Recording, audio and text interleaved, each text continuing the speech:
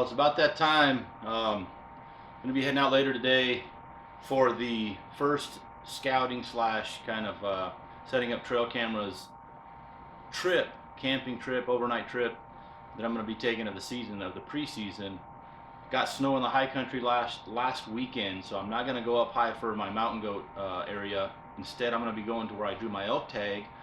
Took a couple points to draw this elk tag. There's been mature bulls in the area.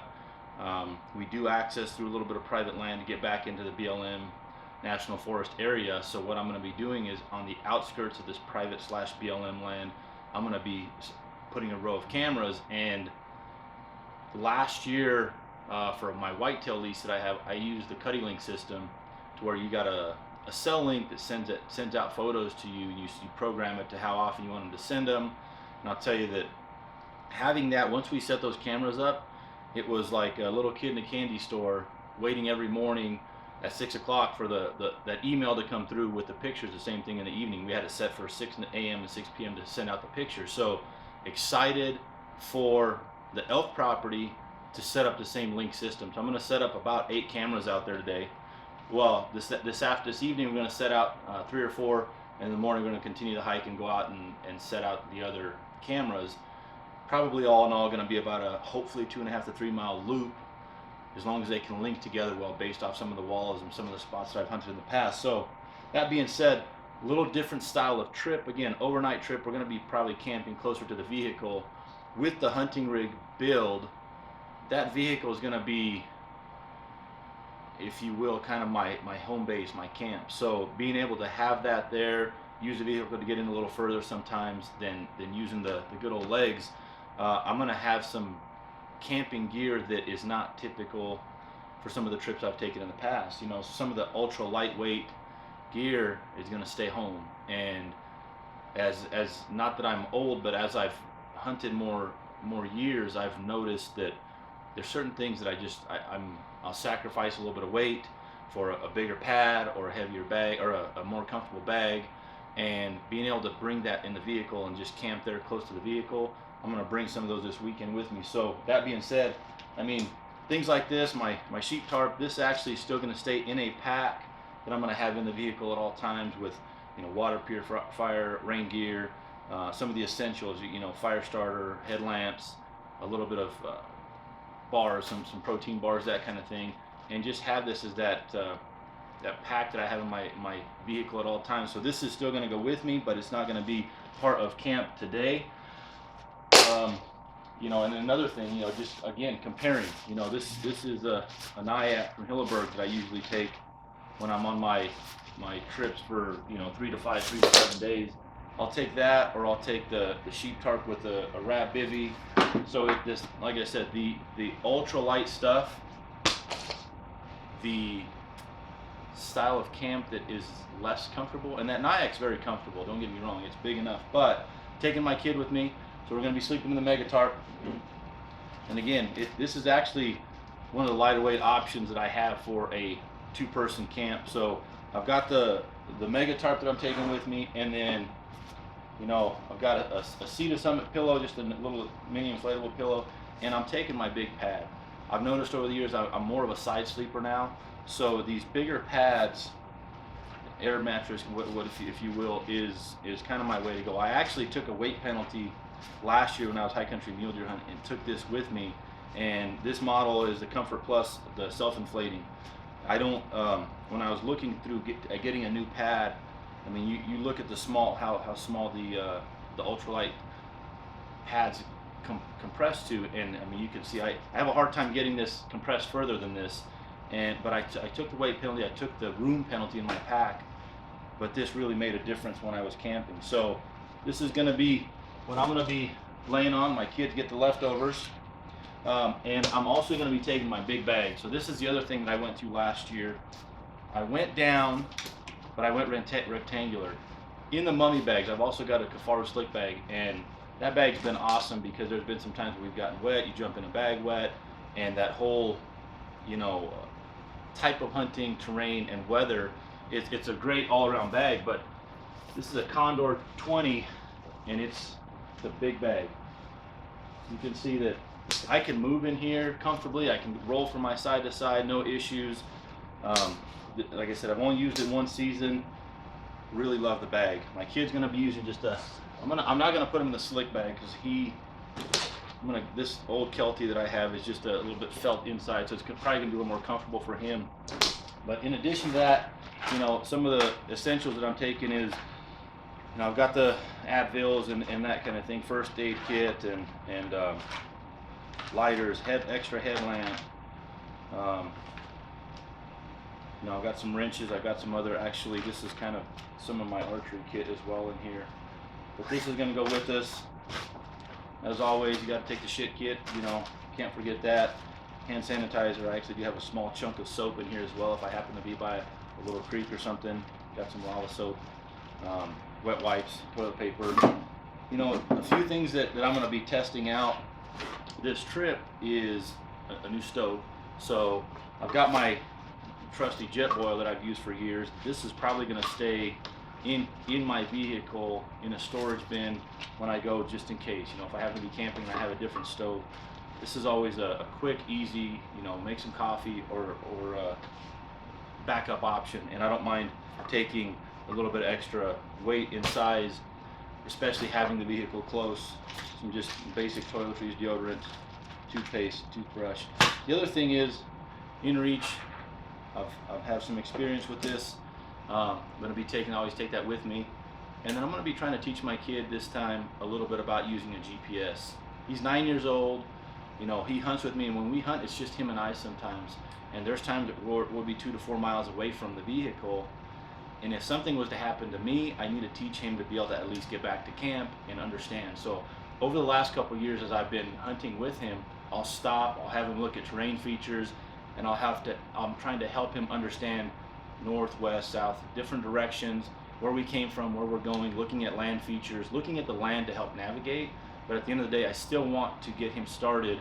And I've got this Garmin Oregon. This has been a good GPS I've had for a long time, and I'm going to get him going on that. So this is something, this trip is going to be overnight camping trip. Going to get the Forerunner on some off-road trails a little bit, which I'm excited about. Setting up some game cameras, camping with the kid, try out a new stove, which I'll actually have a separate video on that as well. Just again with the creature comforts of having a little bit bigger base camp. The sacrificing weight, sacrificing comfort, sacrificing food, sacrificing a lot of things when you have that backcountry style hunt. I'm going to tell you that I enjoy that, but I can hunt longer. I can hunt more comfortable, more energized when I sleep better, when I eat better, and when I have just a little bit extra. Sometimes I don't mind cracking open a soda and having a little adult beverage in the evening time, right? So to do something like that, those items in the vehicle, in a cooler, it makes the trip that much more pleasurable and enjoyable. And if nothing else, if we can't enjoy it a little bit, then why are we there? Lastly, just some of the items that I usually take with, obviously rain jacket. Doesn't look like it's gonna be rain, so I'm probably not gonna take my rain pants this time.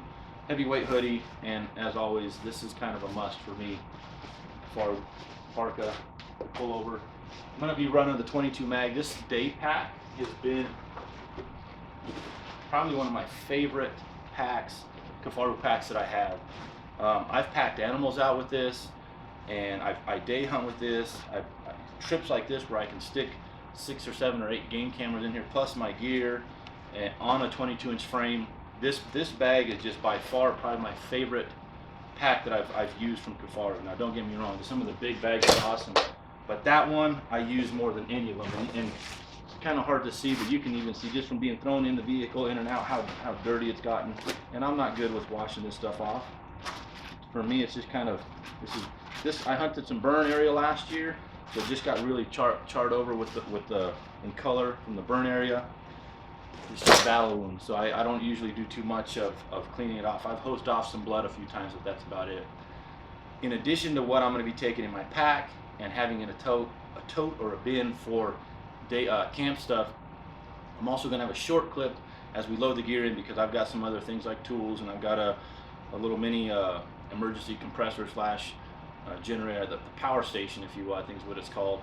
A few other things, you know, the coolers and that, as we load up, I'll kind of walk through that, because it's just the essential camping gear. And again, some of the extras, some of the benefits that we get that I'm going to be able to take by going more to a base camp near the vehicle as opposed to packing in, because again, it's different units, different terrain allows for different things. And my elk unit is going to be more that, I can do an overnight trip there if I hike further back onto the BLM, and I can go really lightweight. You know, I can take the sheep tarp and a bag and a pad and stay overnight, you know, and I can still make it happen in a 22 mag like this, just depending on where I end up or where the pictures and the animal movement takes me to. So being able to be versatile and have this stuff with me in the vehicle will dictate that. But mostly it's going to be day hunting for elk. My mountain goat hunt is going to be that, probably pack in for 2 to 3 days, or glass from the outskirts where we can. When we see something to make a move on it, it may be an overnight type trip. That's kind of what I'm being informed of as I go through the process of talking to different people in the scouting process. So anyway, camping trip this weekend, camera setup, and teaching the kid a little bit more about being in the woods and woodsmanship. Now I know the GPS, a compass would be ideal, right? Teach them the base model methods first, but we're going to start with the GPS. So anyway, as you can hear, you can probably hear in the background, the little guy's getting excited even though he's not able to go. But we're going to get stuff loaded up, packed up in its compression sacks, put in its bins, put in its packs. We're going to be loading up the vehicle here shortly. We're going to be picking up Mini Thor, Braden, and he's going to be going with us, and just going to have a good trip, hopefully overnight or quick trip. But thanks for watching. All right, well, we've got a little bit of chaos here, but we're getting ready to pack up to head out to go camping, set up cameras. So quickly, just going to go over what we're taking. Some of this stuff is going to stay in the vehicle for trips regularly. It's not just specific to this trip, but like this tote, I've got we've got the portable power station. It's got the, you know, you can boost the vehicle if I run out of power on the batteries. It's a compressor. I can hook up, get portable power there if I need it. Got some tools, wrenches. Got some more wrenches here. Press and wrench, and then I've got some toe straps, some other miscellaneous stuff here that we're going to be taking. Camp axe, gloves, obviously, you never know. Some bungees. Also going to be sticking for right now just my cookware in here. Got a thermocell. Can't forget the butt wipe and some paper towels. I always carry this hand cleaner now, specifically when I'm out hunting. If you've ever experienced a gut shot animal and got your hands dirty, it's hard to get that smell off. This will take the smell off. Okay, so obviously it's something that stays at camp, but it's a valuable tool. I've got just a down cloth here. You know, a lot of times when we're going lightweight, we take the Tyvek to lay down on when we're doing the floorless shelter. It's noisy though, so being that we have room, got a canvas tarp I'm going to set down underneath the mega tarp. Just, you know, contractor bags, and then a couple really portable lightweight camp chairs. So for the most part, a small table that I have here is going to be essentially what creates most of the essential items for base camp. We'll have water and a few other things. Since there's 3 of us going, I am taking just another portable chair. I've got my sleep system in here, sleeping bag, mega tarp, pad. I've got my son's pad in here, pillows, and the reason I like these Yeti bags, Panga bags, is because worst case, if we end up getting too much inside the vehicle, I can always throw this on top and strap it on top of the vehicle, and no issues, you know, with these weatherproof bags, anything happening to it. So in addition to that, I do have, just general items, right? I've got my pack with rain gear, jacket, some of the stuff I went over already. Trekking poles, which I'm going to use to also prop up the mega tarp. Braden's got his gear set up here. So you've got essentially your tent, sleeping system. We're going to be shooting some bows a little bit, hopefully before dark, and just hanging out by camp. Boots, and this is typical, just what we usually pack, right? Just for a couple day trip. But like I said, some of the tote is really going to stay for multiple day trips. The other thing that I have in the vehicle already is a small cooler, a 65 Yeti cooler, and I do have a prototype roof rack bag that I'm going to be testing out, and essentially what it's for, I mean, I've got a pocket here. I can be sticking items, tents, I can be sticking things in here if I need to, but in addition to that, the biggest reason I had this made is I can stick my bow case up here, and saves a bunch of room from having to pack it or load it in the bottom of the vehicle. So, and then I can really secure this up with the straps designed here, and like I said, this will stay really tight to the top of the vehicle there, and I do have this other pocket here to help keep it from bouncing around. So like I said, this is a prototype bag we're working on. Actually working on a smaller version of this, but you know, has a couple mounting points here and here that we've added, and that's essentially it. So now as we load the rest of the gear in the vehicle, my kid's got his bag in the back seat already, but other than that, this stuff should ride pretty easily. And the only variation I would say is when we're going on an actual hunting trip, probably put the storage basket, the cart on the back with the bigger cooler, and there may be a few more items, but really it's not a ton more. It's just pretty compact, pretty low key, and nice and portable. So that's essentially it.